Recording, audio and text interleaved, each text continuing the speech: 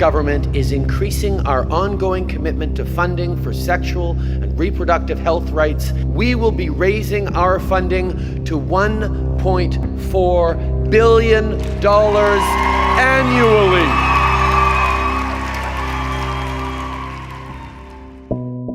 Dear Mr. Trudeau, my name is Zuri and I live in Ethiopia. I heard about your announcement today. $1.4 billion. Why is there so much cheering about bringing these foreign ideas to my community? $700 million of the annual investment dedicated to sexual and reproductive health rights. Can't you see that many of my friends can't even go to school? We can help women access birth control. That some of us don't have enough food to eat. It's essential that these women have access to modern contraception. That my father can't find work. As well as sexual education and prevention services. Why then, I ask, are they cheering?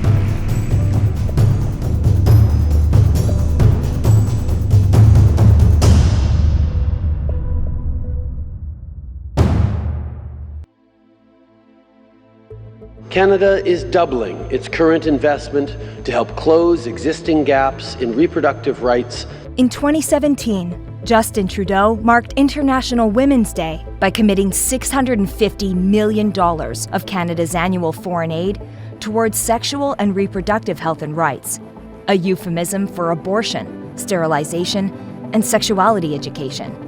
And that, Mr. Speaker, includes the right to safe and accessible abortions. That same year, Canada's Foreign Affairs Minister proudly proclaimed that sexual and reproductive rights, particularly abortion, are at the core of Canada's foreign policy. Let that sink in. Abortion, the deliberate termination of a human being before birth.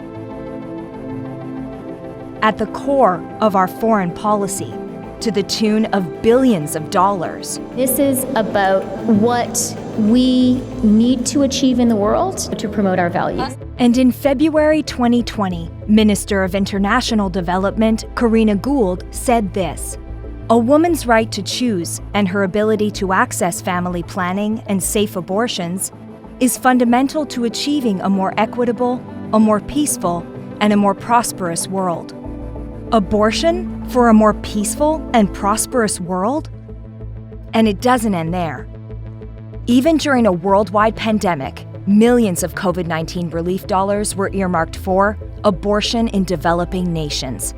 The last thing Canadians expect is for me to come down and lecture another country on how they choose to govern themselves. Why is it then that the Canadian government continues to fund organizations and special interest groups with hundreds of millions of dollars per year, pressuring African countries to legalize abortion? No, abortion is not a human right. Abortion is not in any way universally accepted. Obianuju Ekeocha is an internationally acclaimed strategist, speaker, author, and filmmaker. She was born and raised in southeastern Nigeria. I never dreamt that I would be in a position where I'm going into different African countries, trying to find out exactly how the different Western nations, foundations, and Western organizations are affecting African women's lives. Her award-winning documentary, Strings Attached, exposes the ideological colonization that Canada is guilty of under the leadership of Justin Trudeau. I don't think that any Western country has a right to pay for abortions in an African country, especially where majority of people don't want abortion. She understands that these may be the values of the Canadian Prime Minister. The commitment that this government has made to stand up and defend reproductive rights at every single opportunity is one that sticks in their craw, Mr. Speaker. But these are not the same values held by an overwhelming majority of African nations. In fact, many Africans turn up their noses when you tell them that, some Western country has made this large budget for sexual and reproductive health and rights. People wonder, well, can they see that we don't even have food to eat? Trudeau's obsession with abortion on demand is well documented in Canada. There are certain groups that are specifically dedicated to fighting abortion rights for women, and that is wrong. We will defend women's rights regardless of what folks in certain religious groups try to push us against. But with most Canadians divided on this issue, why are our tax dollars funding and promoting it throughout the African continent? So who is the government of Canada trying to excite or to please? David Mulroney spent 32 years in the Canadian Foreign Service. He was Canada's ambassador to the People's Republic of China from 2009 to 2012 and served as Associate Deputy Minister of Foreign Affairs and personal representative to the G8 Summit. His book about Canada-China relations won the J.W. Defoe Prize for 2016. It sounds a little as if they're trying to please their like-minded allies in the UN and some of the major foundations that also see abortion as the solution to all of Africa's problems. As one of Canada's leading experts on foreign policy, he's convinced that our country is in some ways acting like the coercive China, which he knows all too well. China is right now in the midst of a major and appalling crackdown on religious freedom. There's an enormous effort to really remove religion from their society and from other parts of Chinese society. There's a level of admiration I actually have for China.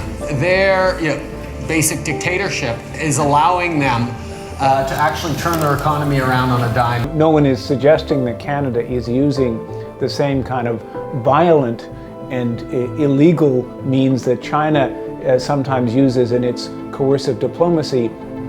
But the use of money and the power and leverage of money is in many ways the same. No country should be able to come into another country and make their own dictates, make their own demands, or push the power of their money or their wealth. Over the next 90 minutes, David Mulroney and Obianuju Ekeocha unpack the Canadian government's obsession with spreading the ideology of abortion in Obsessed, Canada's Coercive Diplomacy.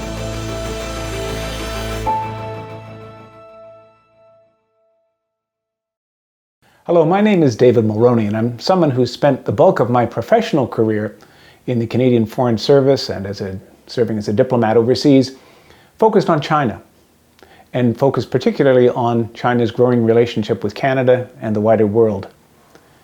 Lately, though, I, along with a lot of other Canadians, have been increasingly concerned about China's growing assertiveness and its growing tendency to try to influence events in other countries, including Canada.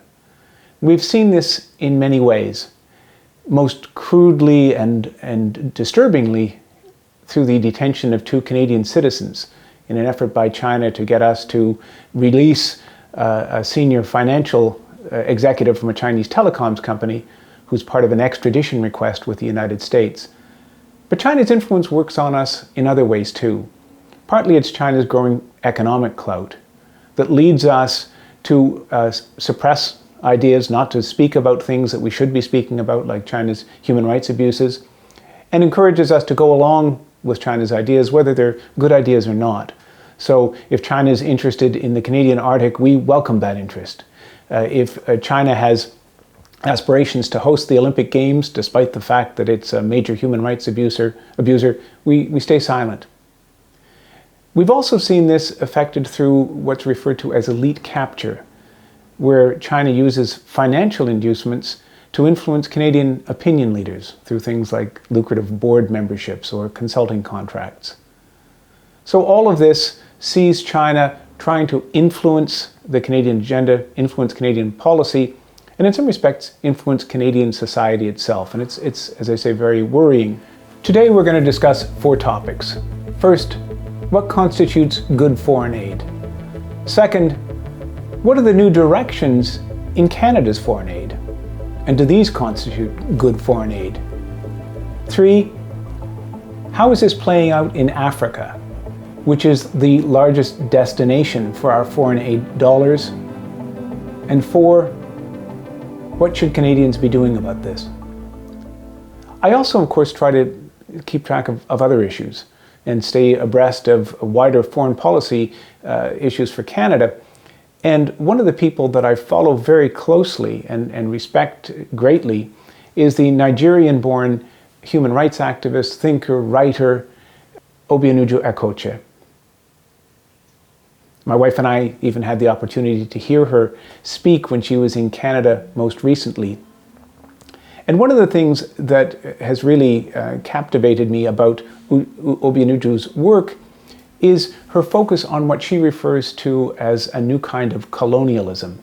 It's an ideological colonialism through which countries in the West, rich, powerful countries, including Canada, are seeking to impose their will on Africa and African nations, to change the discussions there, to change policy, even to change the structure of society itself.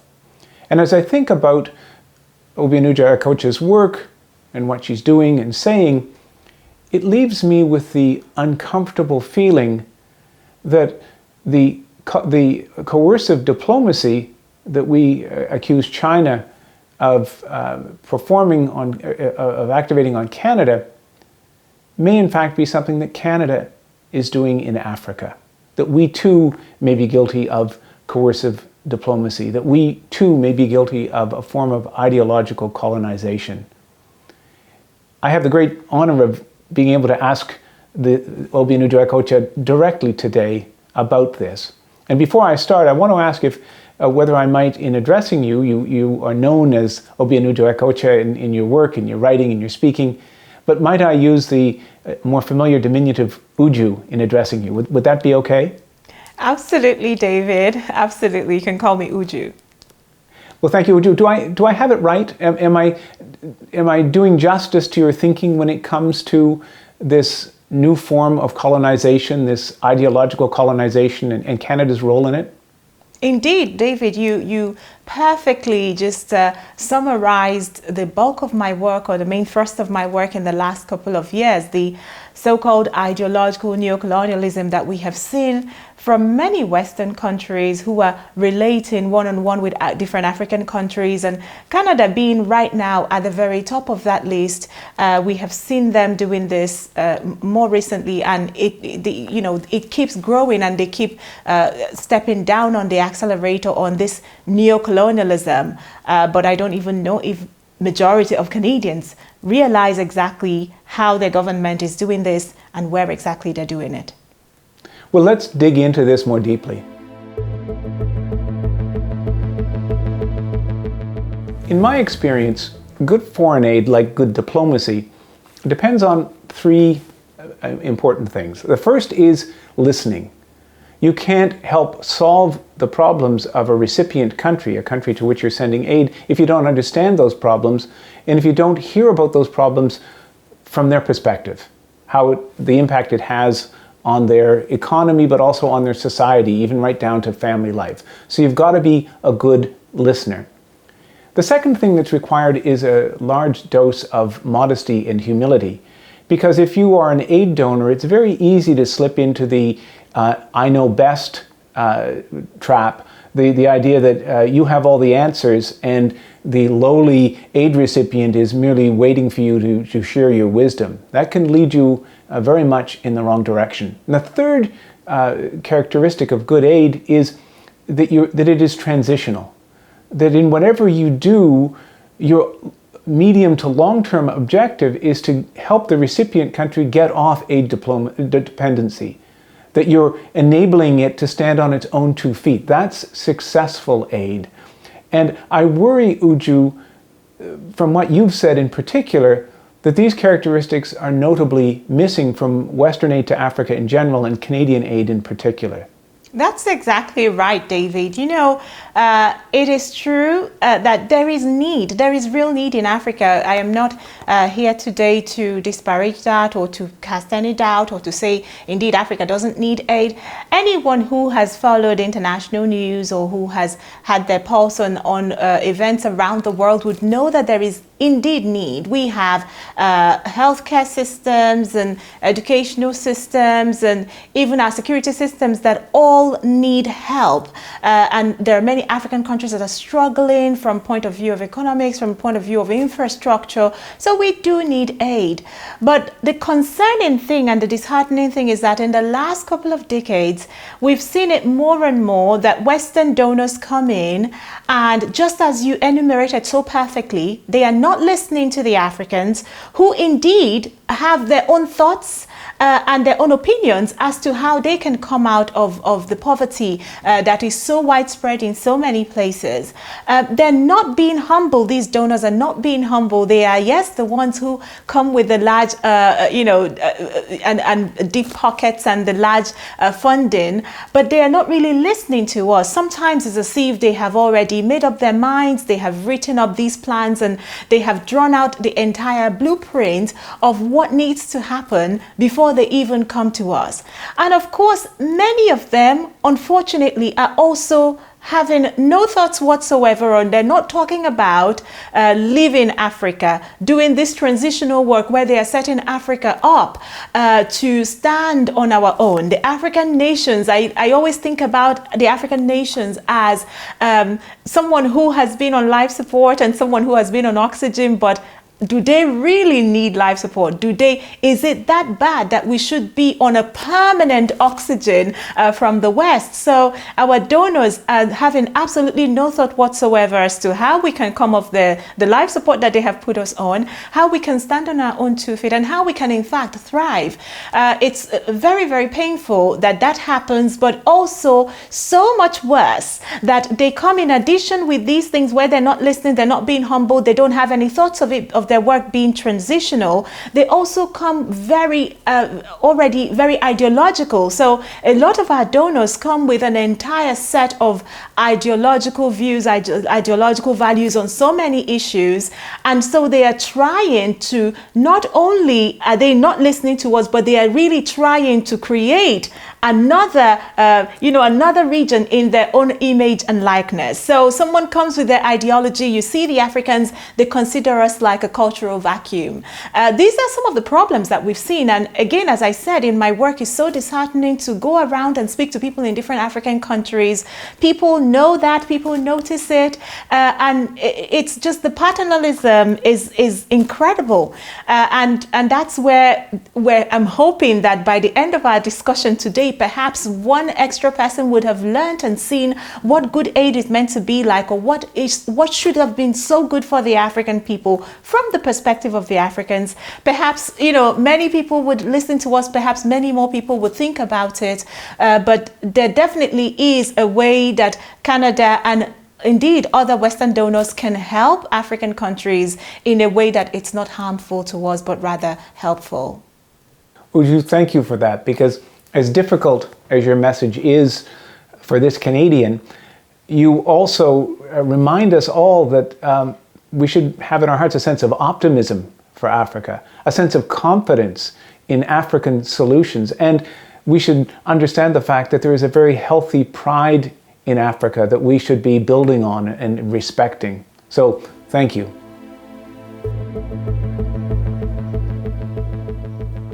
The first thing to know about how Canadian aid is delivered is that it's delivered through the Canadian International Development Agency, which is what I would refer to as a bureaucracy in a bubble.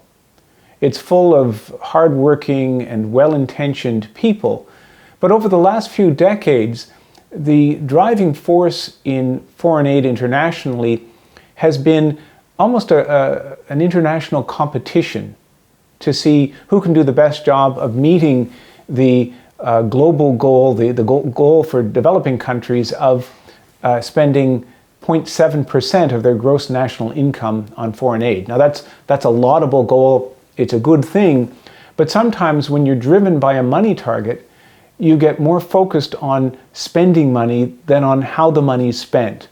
And many times we've seen in recent years that CIDA has struggled with this. It becomes a bureaucracy that is trying to spend money by writing checks to foreign agencies, to the United Nations, to foundations, to get as much money out of the door as possible. And this is where the bubble comes in. Because instead of making these decisions in Africa, decisions about Africa are actually made now in Silicon Valley, at the United Nations in New York, in Geneva and Brussels and London. And our aid officials in Canada are speaking to bureaucrats who think very much like them in all of these places and making important decisions about Africa. So that's been the direction. But the big news in Canada is that in the last few years, there has been a radical new direction in our foreign aid, as there has been a radical new direction in our foreign policy. And I would ask you, Uju, if you can help explain that for folks. Right. So, of course, there was a change in administration in Canada, something that anybody who works in this area, who is monitoring humanitarian aid, who is monitoring how African nations are relating with Western countries, it's always important to note what happens during a shift in administration or during a change in administration. So I noticed that once the Trudeau administration came into office, there were lots of announcements about different changes that were going to happen, particularly to humanitarian aid, to how Canada deals with foreign aid, to how Canada relates to the African countries and funds different projects. So I noticed, of course, just like probably everyone else who was paying attention, that the Canadian government, first and foremost, took one of the most important funding streams that Canada had going towards African countries, the Muskoka Initiative, which had to do a lot with maternal health and the health of the newborn and the health of pregnant women and so on and so forth, and started to redefine it and change it and change the most important elements of it. We also noticed as well, those of us who were observing, that the Canadian government, the new administration that is, came up with this thing that we're calling the feminist foreign policy, something I must say that I have never seen with any other Western donor, with any other Western country. So this was very new to us. But following the announcement of these different changes, we then noticed what actually it entailed. What does it mean when the Canadian government speaks about foreign policy or the feminist foreign policy? Something, again, completely new, completely made up, if you like. But don't forget that they're dealing with Africans. They are dealing with African countries that within their own minds and within their own mindset have their own views and values on the family, their own views and values on motherhood, for example, their own views and values on women in society. The Canadians then came to us with something that had already been preconceived and written up in Western countries, in the minds of feminists, in the heart of the feminist movement that is largely Western, if I could put it that way. But what made it terrible or unfortunate is that it's not only that the Canadian government is bringing in this Western conceived idea or ideal of feminism or their own definition of what feminism is. The Canadian government brought it in with a force of money. So the kind of millions and millions of dollars that the Canadian government was able to put behind this whole agenda, this thing they're calling the feminist foreign policy, and that's exactly how they are dealing with African countries. So imagine the tilt of power going towards the Canadian government that has all the money, has all the control, but also, mind you, as we had mentioned earlier, they had already conceived everything they were going to do in African countries, everything that they think is the best way to proceed with the Muskoka Initiative, which was one of Canada's selling points as far as relationship with other countries is concerned. The Canadians were funding, the maternal health. They were helping women who were giving birth to children, giving money to to causes that would take care of the neonates. But the new Canadian government decided that as part of the maternal health, the Muskoka Initiative was going to be something like abortion, and also something like adolescent family planning. This is all language that has come directly from your government's website as far as some of these agenda would be concerned. So it's how we've seen the Canadian government, how they have dealt with African countries, the Africans themselves. I think it's a little bit confusing because for a lot of these African countries, we have our way of life, we have our, how our society flows. There are gaps, of course, as far as finance is concerned, and as far as poverty is widespread. But it doesn't mean that we don't know what it means, to respect motherhood. It doesn't mean that we don't have our own thoughts as to how women are supposed to be the real heart of the home within society. The Africans already have their thoughts and their views and values on these issues, but the Canadian government comes around with the force of money, and they are coming with their ideologies all already made up. This is how you know a donor who doesn't care about what the receiver or the recipient is thinking or how their way of life is. They just come in to impose upon us something that they have already preconceived in Ottawa and in Toronto. Uju, that's shocking.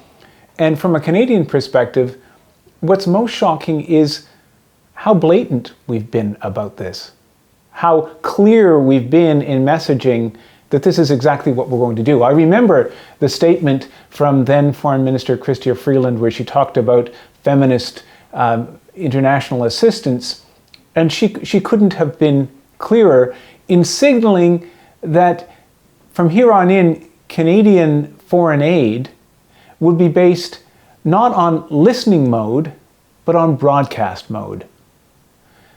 Regardless of what a country in Africa might need or want, what we're saying now is what you're going to get from us is abortion. And that's shocking. And we've got hundreds of millions of dollars a year to spend to make sure that that happens. And as we've seen in elections in the West, in Canada and the United States, big budgets can actually help to sway opinions, and they can also help to change how society makes its judgments, how things like the family are seen. And that's precisely what we intend to do in Africa. There was a document that was released at the time of the announcement, these were answers to frequently asked questions, where we made explicit that it's just that kind of influence shaping, that kind of influence operation that we intend to use some of this money for. Exactly, David. What you've said now about your former foreign minister at the time these announcements were made is quite telling. That's exactly what we saw. We saw a donor coming to African nations to say this is exactly what we are ready to spend on. As you called it, the broadcast mode. They went on the broadcast mode. There's absolutely nothing about them listening or asking the Africans exactly what they think they want or what they need within their societies, of course, which we would know best because we're the ones in those situations.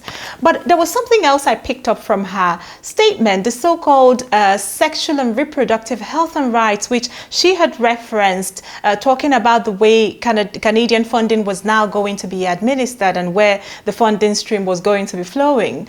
The sexual and reproductive health and rights, for anybody who reads some of these UN documents, the resolutions and things that have happened over the last few decades, sexual and reproductive health and rights has now become a signal, a code that really means when you broaden it and open it up and unpack it, it really means all that have to do with abortion and the so-called comprehensive sexuality education and population control in some regards.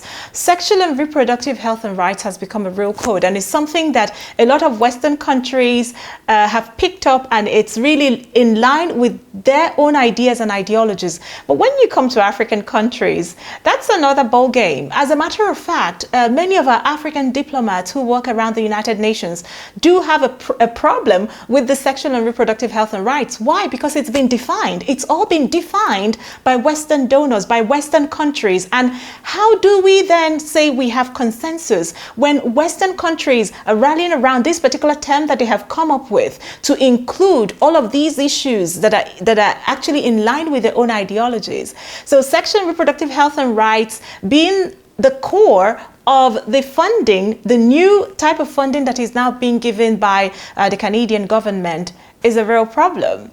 They also mentioned abortion at the time of the announcement. The Canadian government was very keen and very clear to the fact that they are now going to be making all efforts to make sure that abortion is accessible and abortion is abortion is provided in all of these countries where they were funding things. But anybody who also would want to ask the question, abortion is actually not legal in many of the African countries. And it's not legal in many of the African countries, not because these Africans are so backwards and we don't know what abortion is and we cannot go out and get abortion. We all have our parliaments, we have our legislative bodies, we have the executive, and we could go through the entire process of passing a bill, of making it law and getting abortion if we want. But the point of the matter is that in most of the African countries, wherever the poll or the survey has been done, overwhelming majority of people in these African countries are saying no to abortion. The Africans themselves are rejecting abortion from the point of view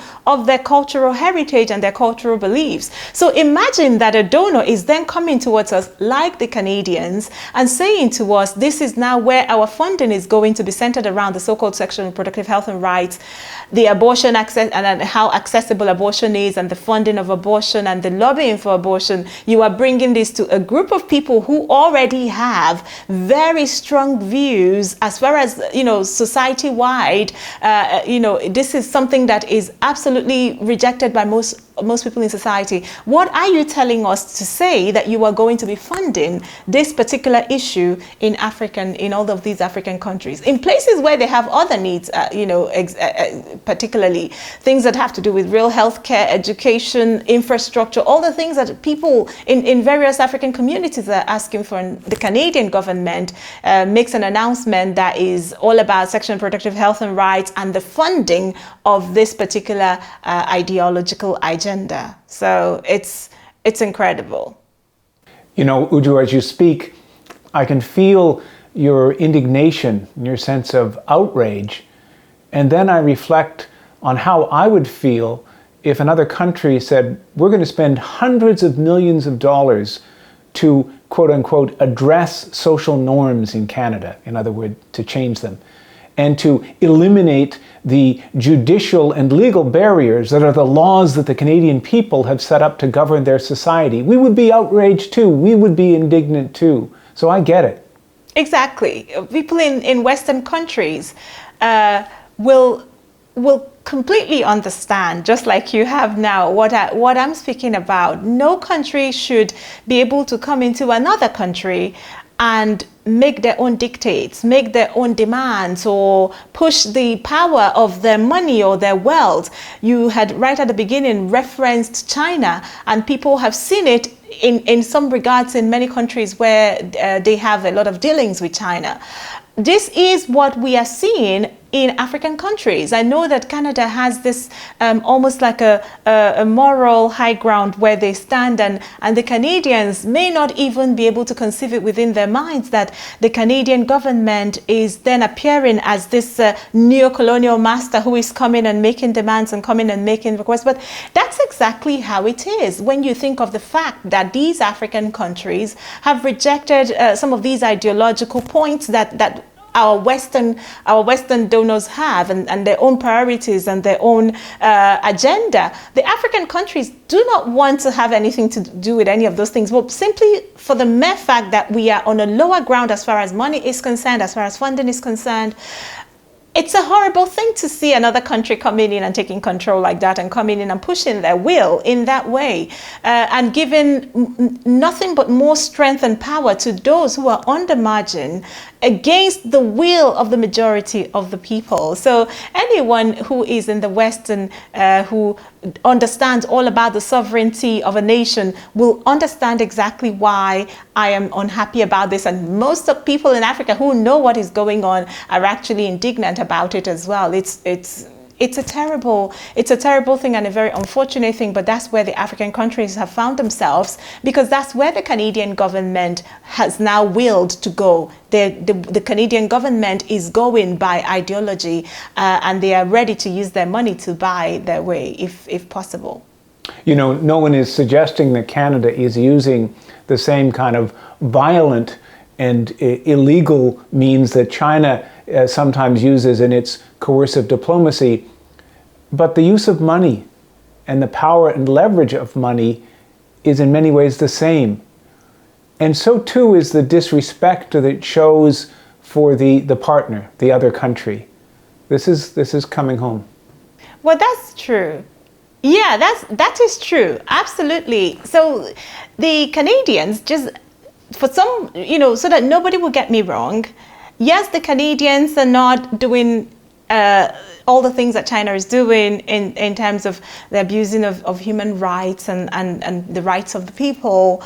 But in some ways, it is even more insidious, because if China comes in with all of their tactics and all of their strategies, they're easily recognizable, and people can push back and say, we know what you are trying to do. We have seen you doing it before, But the Canadians are the nice guys, if I can put it that way.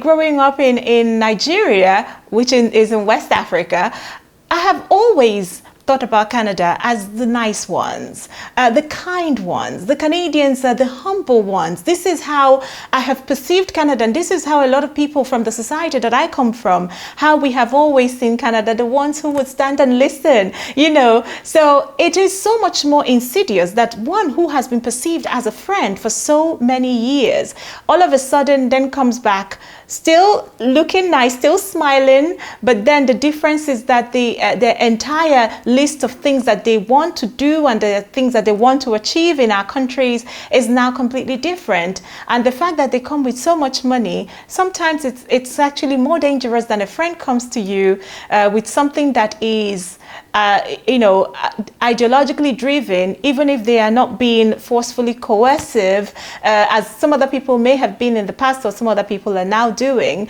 But the Canadian government has, they do have the advantage, the fact that Canada has such a good name right across the continent, and Canada is so well trusted.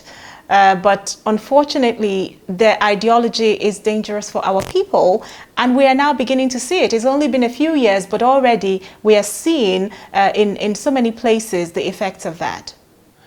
One of the things that might surprise Canadians when it comes to the delivery of our foreign aid in Africa is that we don't have teams of Canadian aid workers working with African partners. As I said at the outset, a lot of our aid is delivered to Africa via Silicon Valley or New York or London. And Uju, I was wondering if you could say a few words about who our partners are. Who are the people who are getting these checks to carry out the feminist international aid policy that we've so proudly announced? Right. So a lot of people who are taxpayers in Canada may not in fact realize, as we talk about it, and even people on the African side of things, who exactly is helping Canada to achieve their goals and their so-called feminist foreign policy. It's the third party. One, it's not Canadians. Two, it's not the Africans themselves. Then who's doing it? A lot of this is coming from the United States, it's coming from the United Kingdom. So organizations like Marie Stopes International, a London headquartered organization that is running out of the United Kingdom, is running out of a London office, is actually a major partner to Canada as far as the so-called sexual and reproductive health and rights is concerned. Marie Stopes International, for those who don't know, is this organization that has been so riddled with scandal and by scandal. Here in the United Kingdom, they have had problems with a care commission that regulates organizations like Marie Stopes. They've had their own problems in the UK. They have had problems in different African countries. They have in fact been banned and suspended at different times across the different African countries.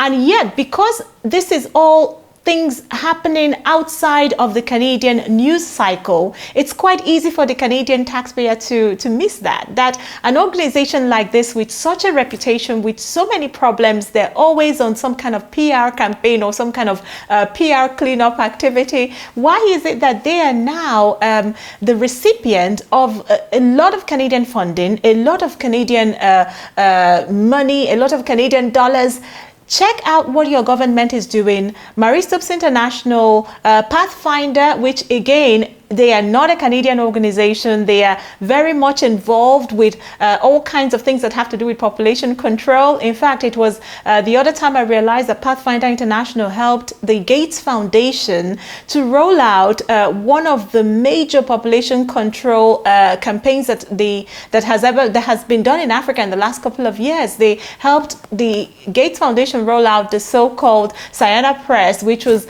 invented by Pfizer or which had been put out by Pfizer. But Pathfinder International, anyone who knows Pathfinder and who knows their history will also know that they've been very much involved with the eugenics movement all the way, going all the way back. The Canadian government is cooperating with them and collaborating with them. The Clinton Foundation, again, they are not Canadian very obviously, but they are a partner to the Canadian funding stream or the Canadian International Development Agency.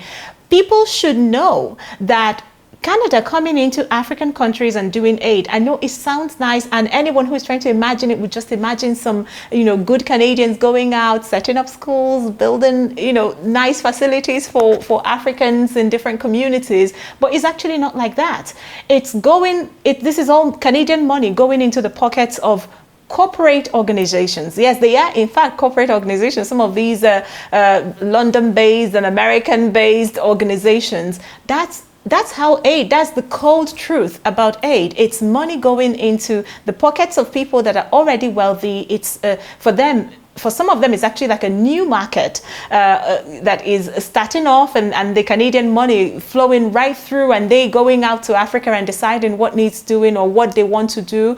And it has absolutely nothing to do with the African organizations. So meanwhile, the African organizations themselves, they are not involved directly in any way. If there is any African organizations involved, they are only like a tertiary provider of any of the aid, if that ever is even the case.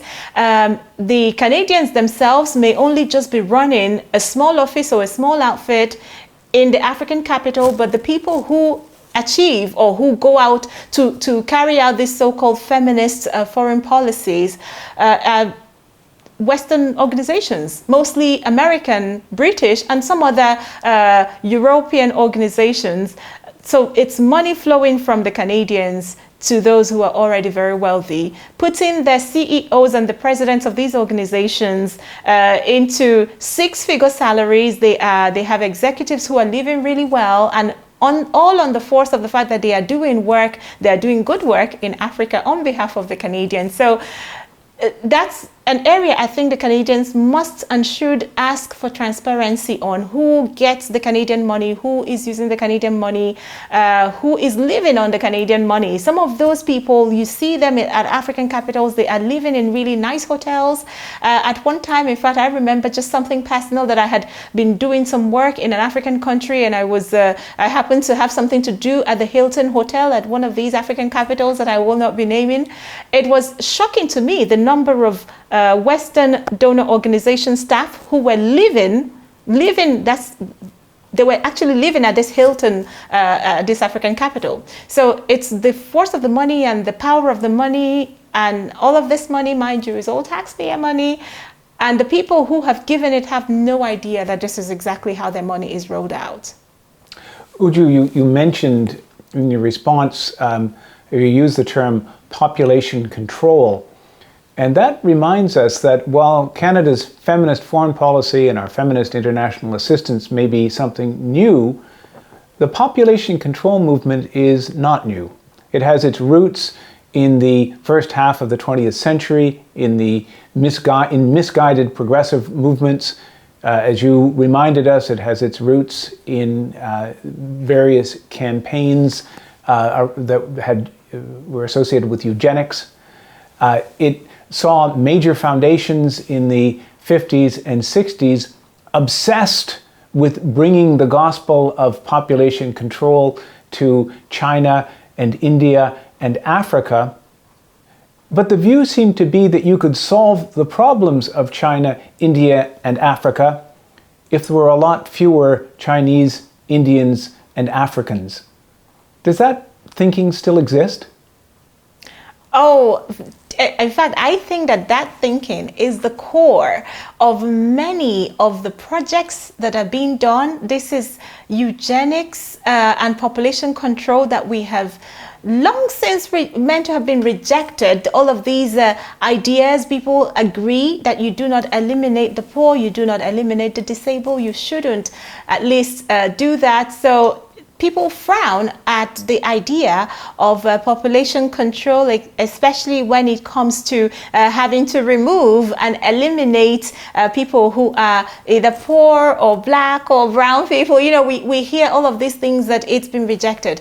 But it's really what they've done is that they've recycled this idea or this ideology. They have recycled it, put it through the washer. They have perfumed it with the good language and the nice language of progress and women empowerment, and you know, it would help you unlock potentials, as I heard in one TED Talk show that was done by the wife of Bill Gates. So they have this, you know, almost like a florid language that they've used to boost up this whole new idea that is actually an old and washed off idea. And now they've brought it back and they've made it the very core of a lot of the well-funded, extensive projects that we see in Africa now. Now, you mentioned China. People who have followed the situation in China as far as population control is concerned would know that the Chinese are now going through a very critical time when their population, we are seeing an imbalance within population, and you know, in terms of male and female, there is a great imbalance. They are seeing demographic winter happening in some parts of society. They are seeing the so-called upside down pyramid, where you have a child who has to take care of 2 parents and then who has to take care of 4 grandparents. There are all these things that we have seen. They've tried it. It failed in China. Of course, it failed in India, where there is a very serious problem of large numbers of girls being killed, the so-called femicide. They're killing unborn babies that are girls. Now they bring it to Africa, where our donors, all they see is the number of people being born in Africa, is the fertility rate of the African women, without even bothering to ask the Africans what they think or what they feel about their population, about family, how they conceive all of these things. Our donors are coming in with the same population control ideas that have been rejected, but only just wrapped up in a whole new campaign, and they are making it seem palatable, or they're making it seem like something good and something that is a mark of progress. And how does this agenda look at street level when it's delivered in an African community? What does it look like? Right. So in the past, we had, when I was growing up in Nigeria, whenever we had to deal with donors or we had any contact with donors, it would look like this. A school is built. Children are able to get books thanks to a donor, a Western donor. Children are able to get scholarship thanks to a Western donor. Sometimes our donors would help to build a hospital or bring in a medical equipment. But that's not really the situation now, at least as far as my own travel, I have seen on my own travels. When you now go through the various African cities, towns, and villages, you would see sexual and reproductive health and rights projects that it will be thanks to the UK government or the Canadian government. Of course, in this particular case, that we're interested in what the Canadian government is doing, particularly in African towns and villages. Just anecdotally, and even, anybody can verify the facts. There was a project that was started off by the Canadian government in Ethiopia. It's meant to be a nutrition program that is targeting adolescent girls. But when you read the fine prints of this project, nutrition program is meant to be good, right? Actually wrong, because you read this to see what exactly is this nutrition program going on in Ethiopia. It's actually the Canadian government trying to target girls by offering food, some kind of food program for children in school and out of school. But when they gather together, you find out that they are given the so-called adolescent-friendly family planning. So, and then it's comprehensive sexuality education. This is what our donors do that you will find is really insidious, really tricky. It's a horrible way of delivering things. If you have nothing to hide, and if you have the best of intentions, you don't offer food just so that you will then give what societies are rejecting. A lot of African parents and in a lot of African villages, they do not want strangers coming in to talk to their children about sexual matters, especially with the fact that how sexuality or intimacy is seen in different African societies is not the same way it is seen in Western societies. The Africans have a completely different way of viewing these things, different standards, the way they see family, the way they see marriage, the way they see their children as far as growing up and learning the morals, responsibilities, what is right and what is wrong. African parents want to teach their children all these things, and then the Canadian government then sponsors these projects that they then bring it in by saying they're offering food or they're offering nutrition programs. And when the children gather at school away from their parents, away from their guardians, the Canadian government is sponsoring for these children to get this particular thing that has now already been conceived in Canada, ready to be delivered to African girls. There are also situations like some of the partners that Canada is right now just embracing so tightly, like Marie Stopes International, who I had mentioned earlier that they've been involved in so many scandals. But there was a point in time the Kenyans were rejecting Marie Stopes. This was actually just a few years ago when people were calling for the arrest of some of the Marie Stopes executives. Why? Because they realized that Marie Stopes went into schools, and the allegation was that Marie Stopes was giving contraception to children without parental consent. Now you wonder that an organization like this that is sponsored constantly by Canada right now, and Canada is one of the larger donors, is going into African countries and they are failing communities and they are causing outrage. There have also been cases where Marie Stopes has been caught or at least accused of illegal abortions in parts of society where abortion is illegal.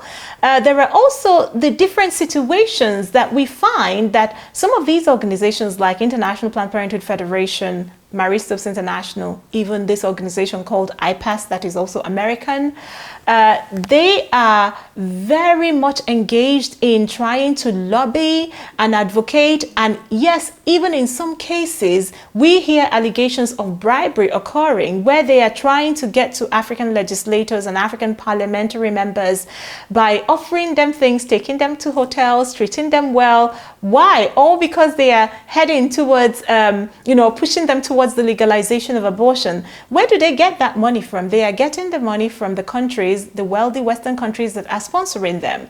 These are some of the ways that I believe that Canadian taxpayer dollars is going. So if you are a Canadian taxpayer and you are thinking that the money that you are giving that is finally ending up in foreign aid, if you are thinking that is helping some child in Africa have a decent meal or get a decent education, no, think more like your money might in fact be going to bribing government officials in African countries, parliamentary members in African countries, traditional rulers. These organizations, these so-called partners that Canadians or the Canadian government is working with, they are being strengthened by the money that they're getting from the government, and then they are wreaking havoc in some of the African countries. Uju, Canada and the United Nations and other Western nations now regularly proclaim that abortion is a human right. Do you see abortion as a human right? Absolutely not. But it's not even just what I see abortion as, or whether abortion is a human right or not. Let's just look at the African continent and how the African countries view abortion, and why, for example, it has been such a problem, even for those who are lobbying for abortion. It's been so difficult for them to make headway in African countries. I had mentioned earlier that some of the beliefs that the Africans have, or different African countries and communities have about abortion, go right back to cultural views and values. A lot of the African cultures, for example, believe in, the bloodlines, that I am the product of my ancestors and I carry the blood forward of my ancestors. So imagine how societies like that believe so strongly in the fact that we, in the present, we are connecting the past to the future generations. So the past generations to the future generations through the human life will then completely reject abortion, because you see that as a break in that kind of blood lineage. The Africans also believe so strongly in the fact that the baby in the womb is already alive. The baby in the womb is human, even without the benefit of science, even without ultrasound. I see and hear this among people who have never seen an ultrasound, who cannot afford to do an ultrasound, but they already talk about their babies as if their baby is very much alive. We name our children sometimes before birth. We also have names that reflect the beauty of life, the gratitude that the family or the parents of this child and the grandparents of the child have about the baby being alive, about the baby's, the grace and the hope that the baby is bringing. So even with all the difficulties that people may be going through, there is such a high value that is attached to the human life. So we have continued to reject this idea that abortion is in any way a good thing. Abortion kills. Abortion is an attack of the most vulnerable. This is not just my view. I am talking about the view of the community where I come from. Now imagine that entire nations are thinking this way. And so we then come out to the world stage, the United Nations, where definitely the Western countries continue to bring up the fact that abortion should be a human right, a universal human right. But the African countries and other countries continue to reject this idea. No, abortion is not a human right. Abortion is not in any way universally accepted. As a matter of fact, there are more countries in Africa that reject abortion outright than those that accept it. There are about 4 countries in Africa that have what you call abortion on demand. The rest of them are saying no to abortion. Even when people try to bring in abortion, the so-called abortion rights through one way or the other, people keep rejecting it. So no, abortion is not a universal human right. It has been rejected many times. The idea that abortion could ever be taken as a human right is not a new thing. We've heard it before. They keep bringing it up every time at the United Nations, and every time in the same way it is rejected. So the fact that Canada has that view, it should actually not affect the way they treat African countries that have taken a completely opposing view to it.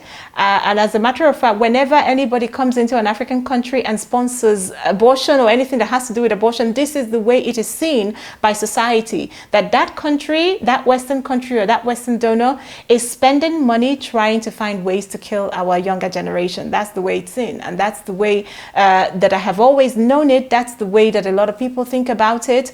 And that is our policy position anyway. Would you mention poverty as a factor? And that gets us back to, I guess, the most important question. What should we be doing instead of promoting abortion, foisting abortion, changing African culture to normalize abortion? If we really wanted to help women and girls in Africa, how could we be spending our money better? I will be so biased to say that education is the way out of poverty. It is the lifeline. It is what people know in African countries. Everybody, or most people, want to go to school. Most people want to get better training, better education, so that they can actually live and support them, live on their own and support themselves and support their families and bring their families out of the clutches of poverty. We want better education, and that is the one thing that is lacking across the continent. The UNICEF puts out numbers every year of the number of children who don't have access to education, children who should be educated and they're not being educated. And in the African continent, every year, consistently, we are having the highest number of children who should be enrolled in school and who aren't getting educated. Children who are even of primary school age. Once a child is at primary school age and is not getting any kind of education, that child is set for poverty for life already.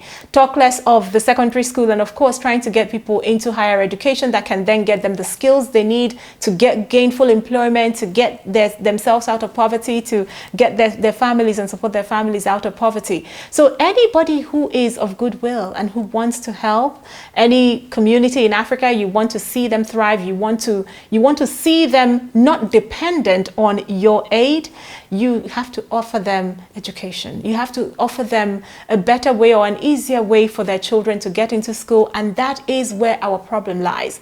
Then, of course, with education, you have a few other things that will make our lives better, like healthcare. We have to be alive to be able to get educated, so helping to strengthen our healthcare system and our healthcare facilities and institutions, getting the judicial systems working, getting the law enforcement systems working so that people are actually safe within their own communities, trying to get rid of terrorism in the African countries. As people who follow the news may already know, that in different places, like in my country, we have had problems in more recent years of terrorism.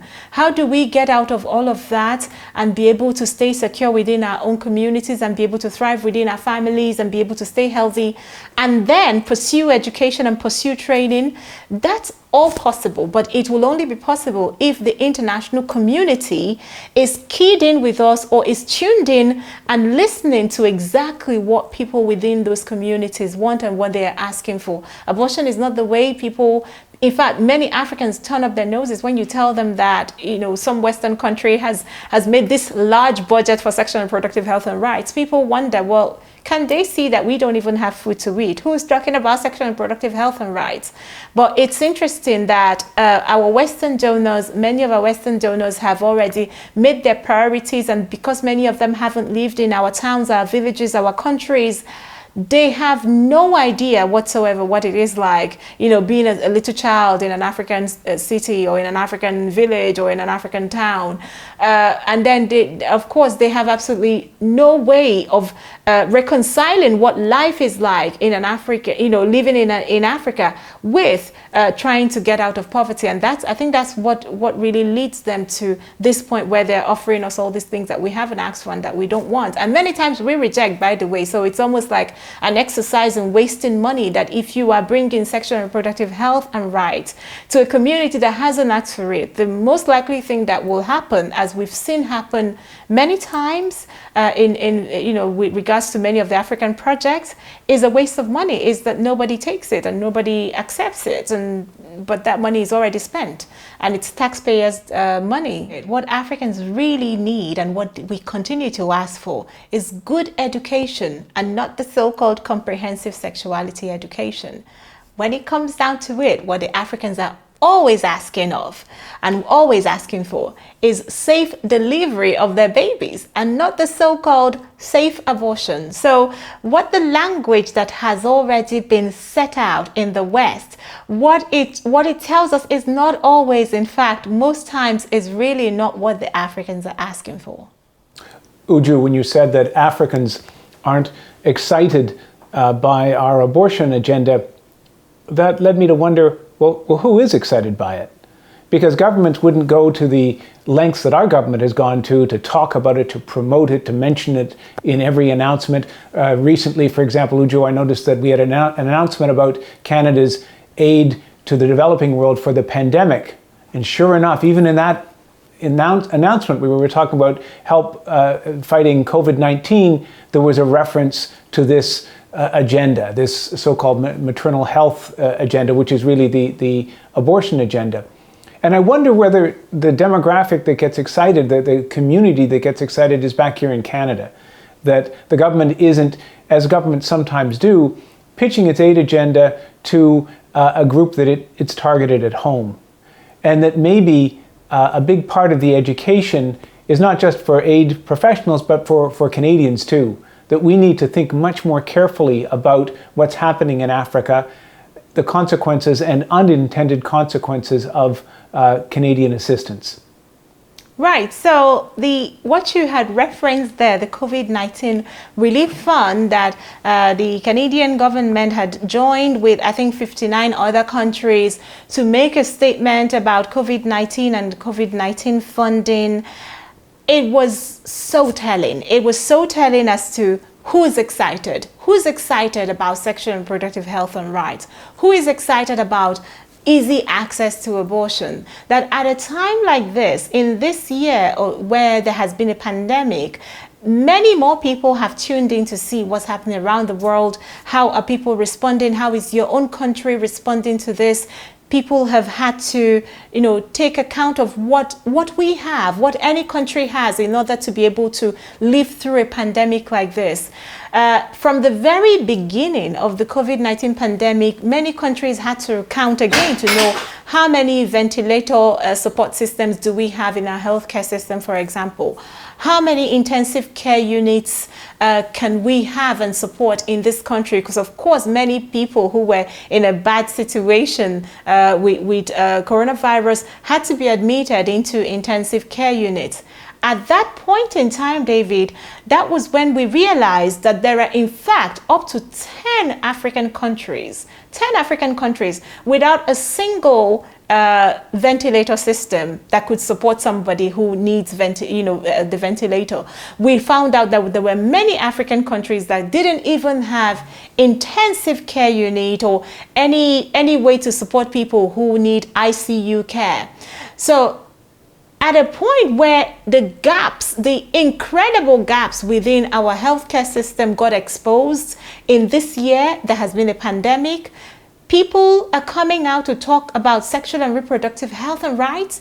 The Canadian government cannot be serious about this. It's unbelievable, and what a shock. But also it's quite telling as to what an ideologue does, that at a time when the world is prostrate on the floor trying to struggle to survive, that someone will be talking about sexual and reproductive health and rights and how more money should be put to it.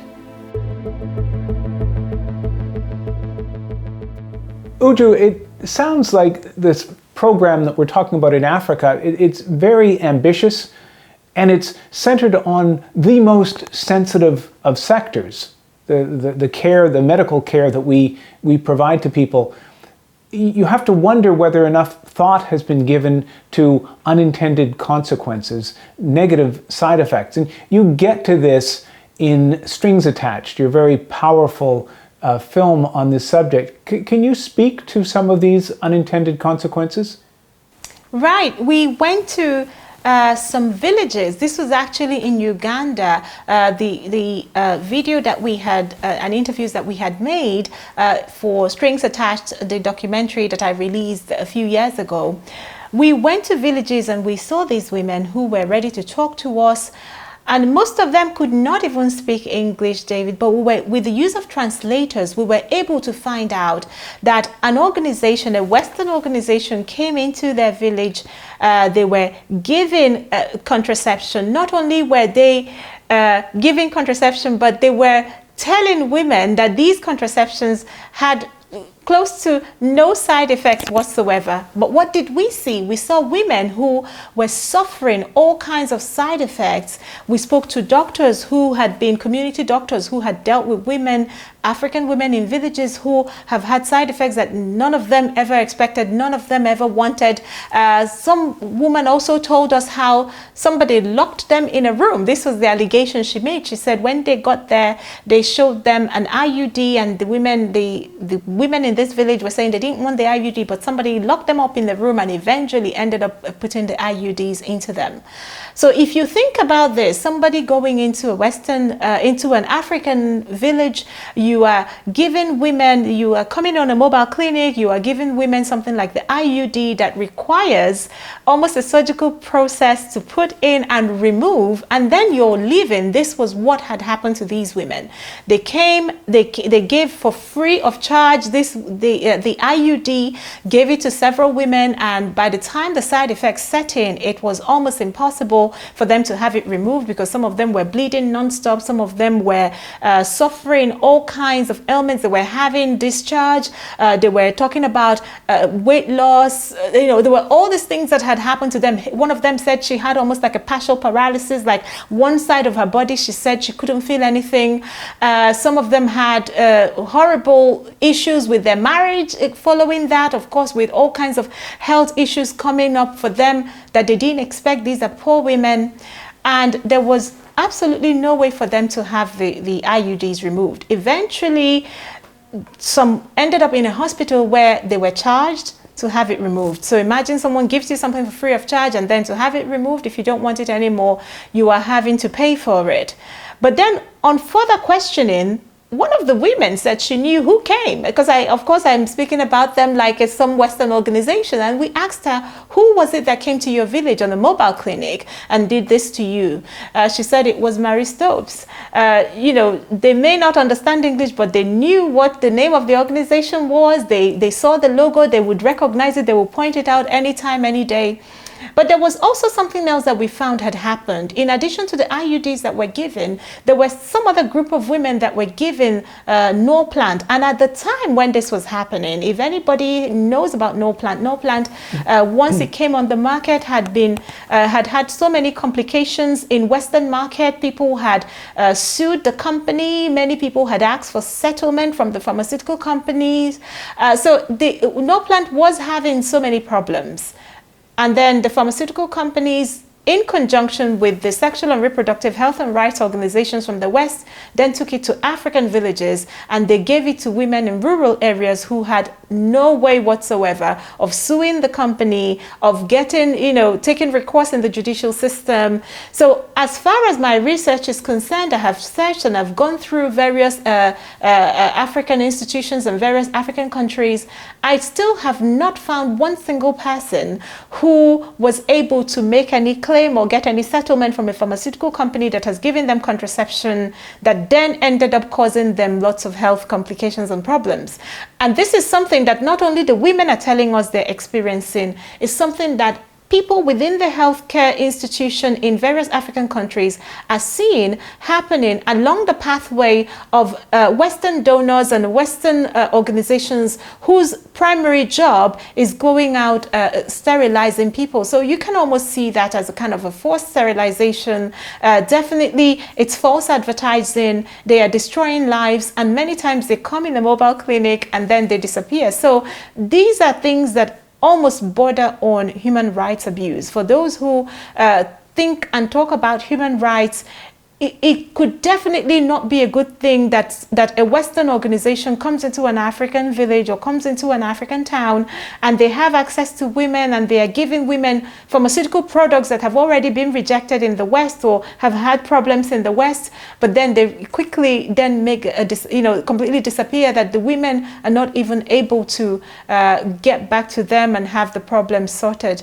It's a problem, and any Western taxpayer should be thinking and asking themselves, is it a good thing that the money you have given or the tax that you've given that you think is going into making people's lives better, is it a good thing that your money may actually be ending up destroying lives, real lives, in places in various villages and towns far away from where you are? So imagine if this happened to your own daughter in Canada, that your child went out to somewhere and then someone had some kind of pharmaceutical product, some kind of pharmaceutical device put into her body, and then this product happened to be something that in some other part of the world has already been rejected. These are things that are unheard of. These are things that in Western countries, parents will actually be rather upset. People will be asking for somebody to hold responsible. This is happening happening all across the African continent in the pathway of those who call themselves sexual and reproductive health and rights organizations, like Marie Stopes International, like International Planned Parenthood Federation. Again, I remind you, these are organizations that are large collaborators and partners to the Canadian government. Uju, you've said that this agenda doesn't excite Africans. So who is the government of Canada trying to excite or to please? It sounds a little as if they're trying to please their own block of voters, maybe the media, and maybe their supporters and like-minded allies in the UN and some of the major foundations that also see abortion as the solution to all of Africa's problems. Right. So we've seen the Canadian administration, the current administration, doing all of this without listening to us, without hearing the African side of things, without seeking our opinions. And then you look a little closer and you find activists within Western countries, like in Canada, who are excited and who are applauding the Canadian government for what they are doing. We go to the United Nations and you see the people who surround the Canadian, the Canadian diplomats and the Canadian mission there at the United Nations, people who are speaking to them and communicating with them. Again, they are activists. I just like to remind people that I think it was only a year ago, if that, when in Vancouver, Women Deliver, which is an organization, a feminist organization, held one of their meetings or one of their conferences out there. And the Canadian Prime Minister had come to that event and he made a promise, he made an announcement at that event. That really captures, David, what you were saying. The response to the Prime Minister, the Canadian Prime Minister's announcement will show you exactly who is excited by all of these things happening, because immediately he made the announcement to the feminist agenda, the kind of money that Canada was then going to infuse on top of everything else that the Canadian government had already done up to that point. These women and activists were excited, they were jumping up, they were happy with what was going on. Meanwhile, when you go to African countries, you will be hard-pressed to find even a few people or a handful of people who know exactly what Canada is spending on in an African country. So the Canadian government spends more than $2 billion every year on aid in Africa for various things, for various projects.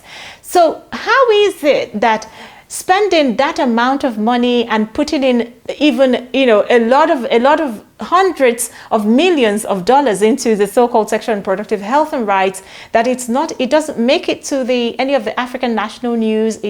People don't know about it. People are not excited about it. It's not being announced on TV. We're not excited about it. If it was something that had to do with, say, for example, scholarship, or the Canadian government is building a school or hospitals, or that could have made better news. That will actually make better press in Africa, and people will talk about it. People will applaud Canada. But the Africans at the moment, they are not applauding Canada. Definitely not for the so-called feminist agenda, and also not for the sexual and reproductive health and rights agenda that has now essentially been carried out very successfully, if you like, by the current administration. The only people applauding the Canadian government, the only people excited about what the Canadian government is doing, are the activists, the radical activists in the West.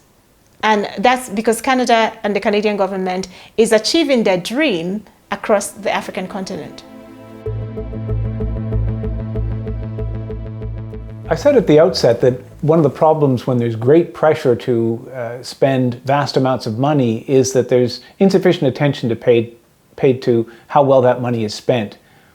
And you've got to believe that's a problem facing us in Africa.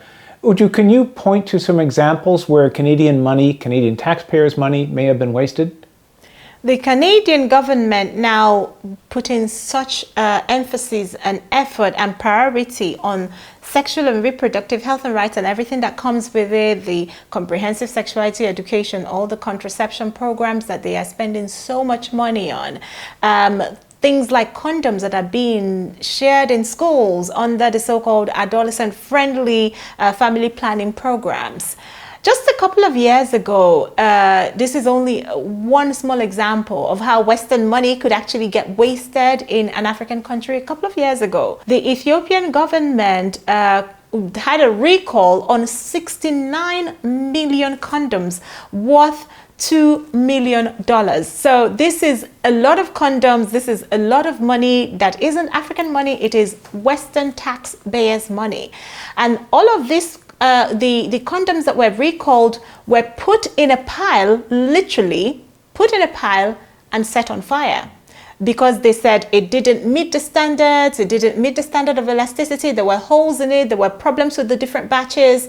69 million condoms donated by Western donors, put up in a pile like trash, which it is, and set on fire, and all of this was completely burnt.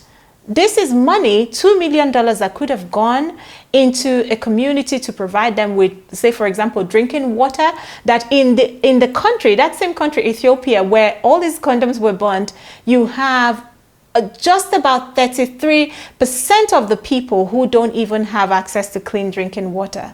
In a place where 33% of the people don't have access to clean drinking water, imagine that $2 million worth of condom is being burned in a pile. That's what happens when Canadian government or any other government would put in money to giving people what they haven't asked for, what they don't want, what they're not clamoring for, just because you have your own priorities. It may just end up with money being flushed away, or with money just being burnt away. There have also been cases where last year, Marie Stopes in Uganda had to have a major recall of about, I think, 4 million condoms. They had a major recall of condoms. We don't know what they did with it. But if you think about it, that Marie Stopes is an organization that is sponsored by the Canadian government, and then they're having recall of millions of condoms over a period of time, what does that mean that has happened to your money? It means that money that was donated has not in fact reached the community where it was donated to, or where it was donated for. People are wasting money. Women are giving contraception that they haven't asked for, they don't need, or they don't want. I had talked about the IUD that we saw women in Uganda trying to remove out of their bodies. That all of this is Western donors' money. It ends up in places and in situations where people take it because they're coerced, or they're lied to, or they're convinced to take it, but after a little while they decide they don't want it anymore. At the end, we are having rejection of these things that then lead to just a complete waste of money, because money that could have been used for the real development of a community is being used for the priority of the donor, and of course it ends up in a trash can somewhere, or it ends up being burnt in a pile like we saw in Ethiopia. Uju, we've talked about many things today. And while you're obviously an expert on Africa, you also follow trends in the West very carefully, including in Canada. What advice would you have for us if we are to get our aid onto a better track? If we're to get our aid onto a track that actually helps people in Africa and aims to end African dependence on aid? What should we be doing? I am so grateful, David, for this question, because it really will give me an opportunity right now to appeal to the public and the Canadian taxpayers who are people of goodwill, who are people who genuinely just want to see good done, who are not in any way more interested in ideology than the well-being of people in different parts of Africa.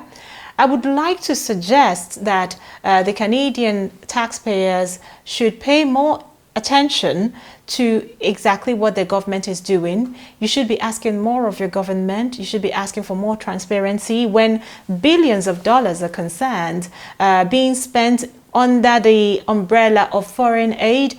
I think that the government owes the people an explanation as to how that money is being spent, where it's being spent, and the outcome of it.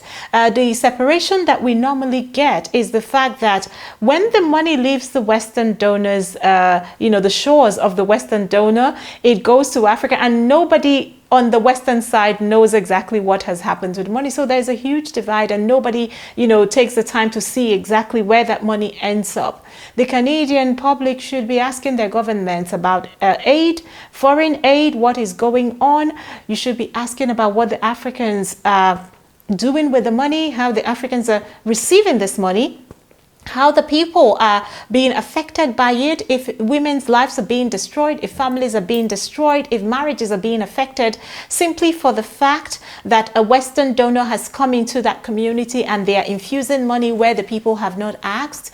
I think that people should talk to their members of parliament, if possible, and put some pressure upon the members of parliament to question the Canadian government and the Canadian current administration as to what they are doing, how they are doing it. I had watched some kind of exchange that happened in the Canadian Parliament a while back, where an MP was asking this kind of question about Marie Stopes, for example, and what happened with the way the Canadian government was funding this organization that has had so many scandals.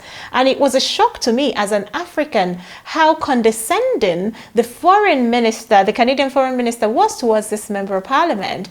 I think that more people should be asking the same question, and I thought that this MP had it right and was on the right track to ask these very targeted questions as to the fact that if an organization has had scandals and if an organization has been suspended in some African country, or they're being accused of illegal abortion or some illegal activities, then the Canadians must stop funding that organization. There should be transparency. There should be accountability. The Canadians should be asking and following the money to where it's going, because only then can it really affect in a positive way the people it's being sent to. Only then can you pick out the problems, and only then would you be that Canada and the donor who is listening to people, just as he said at the beginning, who listens to people, who is humble, and who is more interested in a transitional kind of program where Canada does the aid and leaves the way so that these people can thrive. I really appeal to the Canadians to do better with aid, because you're already being so generous. It would be a shame if your generosity is not really getting to the point of improving lives, but rather harming lives in the different parts of the world. You should do better. You should demand more from your government and the foreign aid programs that they have in place. Transparency, accountability, following the money. We couldn't ask for better advice than that. Thank you so much for joining us today, Uju. Thank you, David, for having me. It's been a wonderful opportunity to discuss with you and to address the Canadian public. Thank you. I hope that one of your takeaways from this has been how important it is to hear genuine and compelling African voices when it comes to understanding African development. And for me, the first voice that I listened to is that of Obianuju Ekeocha. And I hope you'll join me in following her on social media, following the documentaries that she produces and the books that she writes, because hers is a voice that we need to hear. We started this discussion examining the possibility that Canada might be practicing a form of coercive diplomacy in Africa. And we framed that with the experience that Canada is having of China's the coercive diplomacy that China is employing here in Canada. And as we've talked, a number of very salient points stand out. Of course, one of the main ways that China delivers its coercive diplomacy is through its economic leverage and pressure. We're afraid to say things or not say things because we're afraid of the economic impact that it will feel from a vengeful China. And it strikes me from what Uju has told us that the economic clout of Western countries may be opening the doors and making Africans more inclined to go along, albeit reluctantly, with our abortion agenda. So that's one similarity. It's also true that China has used the United Nations and the World Health Organization, as we've seen recently, to help apply pressure to Western nations. It enlists the help of the United Nations, which is eager to support China. It certainly has enlisted the support of the WHO to get its own messages across. And this is another form of influence. But who have we enlisted as our partner in our agenda in Africa, but the UN, which inserts references and support for abortion in a variety of programs that you might think had nothing to do with abortion. And the third similarity that strikes me is that our efforts get right down to controlling the kind of language that is used. It was shocking for many people to realize that in describing the gross abuse of Muslim Uyghur people in effectively concentration camps in Western China, the Chinese government refers to this under the benign term of re-education. But when we talk about an initiative that will remove from the population a whole generation of African boys and girls through abortion, we describe this as a healthcare initiative. So that sense that we're engaging in coercive diplomacy is stronger in me as a result of my conversation with Uju. This leads to a consideration of what can we do about it. Now, I won't deny that that's a daunting question. The Canada's feminist international assistance policy, which is, you'll recall, former Foreign Minister Chrystia Freeland explained has abortion at its heart, is something of a runaway freight train. Already great amounts of money, we've talked about hundreds of millions of dollars, as much perhaps as $600 or $700 million a year in future years, will be directed to this. So it is a daunting project to oppose, but I think oppose it we must. And one of the problems, of course, is that abortion is in some way the third rail of Canadian politics. And as we've seen party after party, now virtually all the opposition parties are afraid to raise it as an issue, which is unfortunate in a country that values, or says that it values, free debate. But what else have we learned?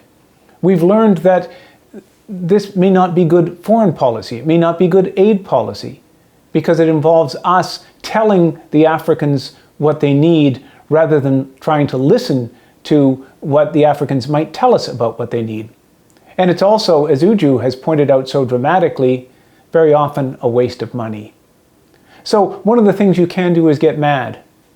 And you can go back and review and study this and speak to your members of parliament so that at some level and somewhere this discussion begins. And Canadians begin to think about an initiative that is wrong, that is wasteful, and that is giving us a reputation in Africa for being a bully, for being superior, and is diminishing the goodwill that Canada has built up over generations.